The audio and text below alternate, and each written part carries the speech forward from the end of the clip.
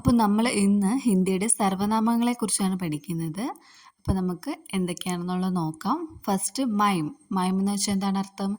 ഞാൻ എന്നാണ് അർത്ഥം. അടുത്തത് ഹം. ഹം എന്ന് പറഞ്ഞാൽ ഞങ്ങൾ അല്ലെങ്കിൽ നമ്മൾ എന്നൊക്കെ അർത്ഥമുണ്ട്. പിന്നെ തു. തു എന്ന് വെച്ചാൽ നീ. തും എന്ന് വെച്ചാൽ നിങ്ങൾ. ആപ്പെന്ന് വെച്ചാൽ താങ്കൾ അല്ലെങ്കിൽ അദ്ദേഹം എന്നൊക്കെ അർത്ഥങ്ങളുണ്ട്. യഹ് ഇവൻ, ഇവൾ, ഇത്, ഈ. യേ ആവുമ്പോഴത്തേക്കും ഇദ്ദേഹം, ഇവർ, ഇവ, ഈ. അടുത്തത് വഹ്. വഹ ആവുമ്പോഴത്തേക്കും അവൻ, അവൾ, അത്, ആ. വേ ആവുമ്പോഴത്തേക്കും അദ്ദേഹം, അവർ, അവ, ആ. അപ്പോൾ ഇത്ര മനസ്സിലായെന്ന് ഞാൻ വിചാരിക്കുന്നു. അപ്പോൾ ഞാൻ കുറച്ച് സ്പീഡിൽ പറഞ്ഞു പോയെങ്കിൽ ഒന്നും കൂടെ ഞാനൊന്ന് പറഞ്ഞു തരാം. അപ്പോൾ നമ്മൾ ഈ സർവ്വനാമങ്ങൾ പഠിച്ചാൽ മാത്രമേ ബാക്കി നമുക്ക് ഹിന്ദിയിലെ ഓരോ വാക്കുകളായാലും നമുക്ക് എഴുതാൻ പറ്റത്തുള്ളൂ. അപ്പോൾ ഇതാദ്യം ഒന്ന് നന്നായിട്ട് പഠിക്കണം. അപ്പോൾ ഞാൻ ഒന്നുകൂടെ പറയാം. മൈം എന്ന് വെച്ചാൽ ഞാൻ, ഹം എന്ന് വെച്ചാൽ ഞങ്ങൾ അല്ലെങ്കിൽ നമ്മൾ, തു നീ, തും നിങ്ങൾ, ആപ്പ് താങ്കൾ അല്ലെങ്കിൽ അദ്ദേഹം, യഹ് ഇവൻ, ഇവൾ, ഇത്, ഈ. ഇതിന് ഓപ്പോസിറ്റാണ് വഹ് വരുമ്പോഴത്തേക്കും അവൻ, അവൾ, അത്, ആ.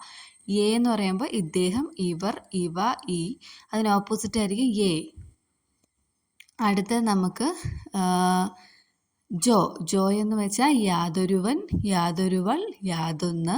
അത് ഏകവചനം വരുന്ന സമയത്ത്. ബഹുവചനമാണെങ്കിൽ യാതൊരുവൾ, യാതൊക്കെ.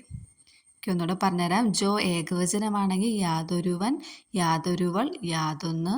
ബഹുവചനമാണെങ്കിൽ യാതൊരുവർ, യാതൊക്കെ. നെക്സ്റ്റ് കോയി. ആരോ ഒരാൾ, ഏതോ ഒരാൾ. ഏകവചനമാണെങ്കിൽ അങ്ങനെയാണ് വരുന്നത്. ബഹുവചനമാണെങ്കിൽ ആരൊക്കെയോ, ഏതൊക്കെയോ എന്നാണ് വരുന്നത്. അപ്പോൾ ഞാൻ അവിടെ ബഹുവചനമൊന്ന് എഴുതാൻ ഞാൻ വിട്ടുപോയിട്ടുണ്ട്. അപ്പോൾ അതൊന്ന് എഴുതുകയാണ്. അപ്പം നിങ്ങളിത് ഒരു നോട്ട്ബുക്കിൽ അല്ല എഴുതി വെച്ചിട്ട് ഒന്ന് ബൈ ഹാർട്ട് ചെയ്ത് പഠിക്കണം. കാര്യം ഇത് പഠിച്ചിട്ട് വേണം നമുക്ക് ഓരോ ഗ്രാമർ വെച്ച് നമുക്ക് ഓരോ ഹിന്ദി വേർഡ്സ് എങ്ങനെ എഴുതാമെന്നുള്ള കാര്യങ്ങളൊക്കെ ഞാൻ പറഞ്ഞു തരാം. അപ്പോൾ ഞാൻ കുറച്ച് ദിവസമായി കേട്ടോ വീഡിയോസൊക്കെ ഇട്ടിട്ട്. അപ്പോൾ ഇനി കണ്ടിന്യൂസ് ആയിട്ട് വീഡിയോസ് ഉണ്ടാവും. അപ്പോൾ നിങ്ങൾ ഈ കാര്യങ്ങളൊക്കെ ഒന്ന് പഠിക്കുക. ഇനി നമുക്ക് കുറച്ച് വാക്കും കൂടെ ഒന്ന് പരിചയപ്പെടാനുണ്ട്. അത് ഏതൊക്കെയാണെന്നുള്ളത് നോക്കാം. നെക്സ്റ്റ് വരുന്നത് കുച്ച്. കുച്ച് എന്ന് വെച്ചാൽ എന്തിനാണ്? അല്പം അല്ലെങ്കിൽ കുറച്ച് എന്നൊക്കെയാണ് മീനിങ് വരുന്നത്. ഇനി നെക്സ്റ്റ് കോൺ. കോൺ ആകുമ്പോഴത്തേക്ക് ഏകവചനമാണെങ്കിൽ ആര്, ഏത് എന്നൊക്കെ വരും.